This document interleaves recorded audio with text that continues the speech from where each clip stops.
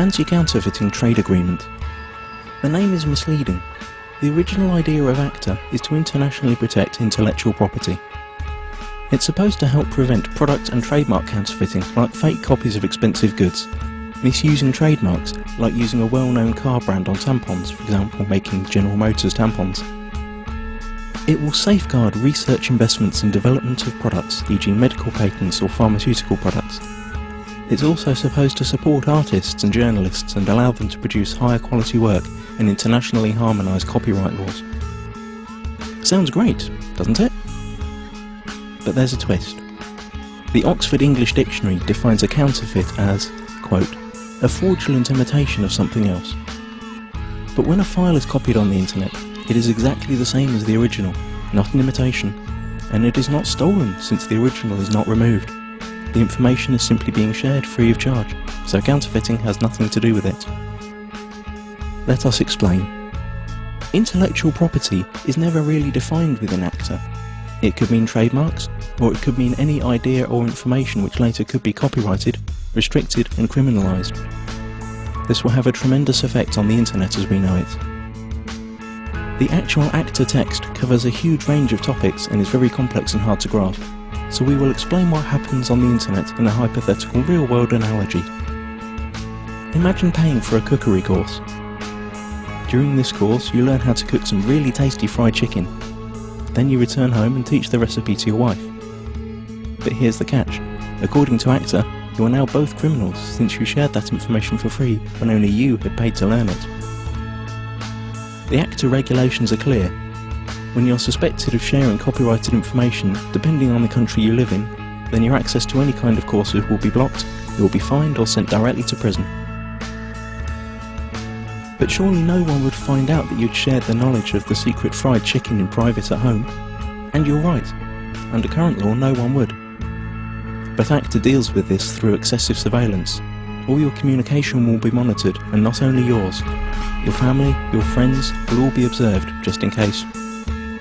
But you don't need privacy, civil rights or liberties, because you have nothing to hide, do you? Now that you know the principle, let's see how it will be applied on the internet when ACTA comes into effect. You can imagine your internet connection like a conveyor belt running in two directions. Along the conveyor belt, packets of data are coming in and going out of your computer. Under ACTA, ISPs, the company you pay for access to the internet, will be forced to open up and inspect every single data package you send or receive to look for copyrighted information. Send or receive copyrighted info several times and you could be disconnected from the internet or face criminal charges.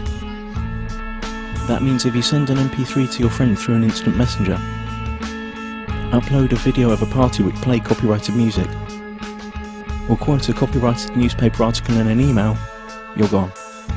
That's it. As if that wasn't enough, the information about the news article you sent via email will be sent to the publisher, and based on their claims you could be fined or sent to prison.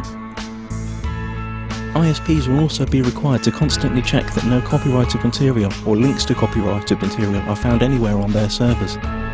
This will be fatal for sites that hold any kind of user-generated content, like music, pictures or video. How could YouTube or Twitter work under a law like that? So the internet as we know it is on the brink of destruction. But at least you'd think that the money from all these lawsuits would benefit creative people. But musicians, writers, movie makers, journalists, software developers and researchers also lose, because they are now held by the same rules. Protected ideas now can't be reused, refined or developed any further. Even parts of sentences could be protected and made restricted by copyright. The whole agreement only benefits a small part of the industry, the so-called content mafia. Media publishing companies like the RIAA and the MPAA, who have long tried to solve the internet problem that threatens their obsolete business model.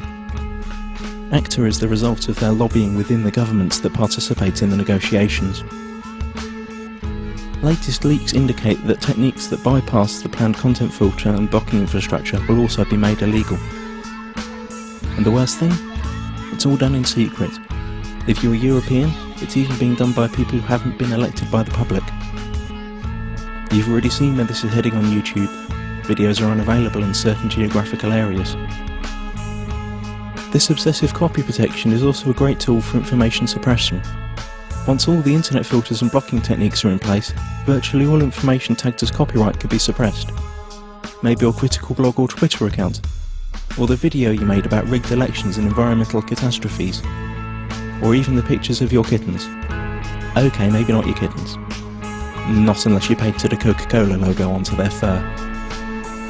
This all sounds unbelievable for everyone who's had even a small glimpse of how the net works. But remember, those who work on the agreement might not have any clue what the internet is about. And once the treaty is signed, their rules will have to be implemented. The consequences we have to deal with are internet censorship, restricted freedom of speech, loss of net neutrality due to the restrictions of the use of certain protocols, total surveillance of all your online activities, loss of freedoms and restriction of civil rights, punishment like losing your internet access, and we will gain nothing. The time to act for the internet is now. Google ACTA. Load your tweets and photoshops, let it be known that no one messes with the internet, and take it to the streets. Stop the Kraken.